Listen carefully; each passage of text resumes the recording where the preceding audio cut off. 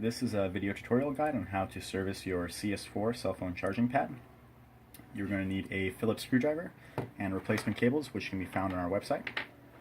To begin, turn the unit over and undo two Phillips screws located here and here. Your station may have a rubber cover.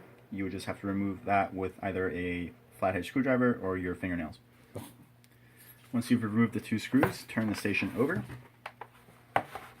and using your fingernail, remove this cover. And from this point you can service your cables and configure them or replace them as you wish.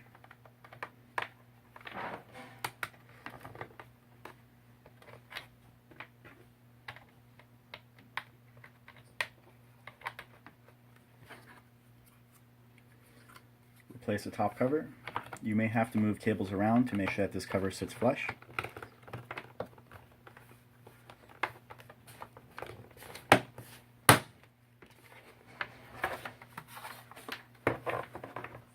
At this point, replace the two Phillips screwdrivers.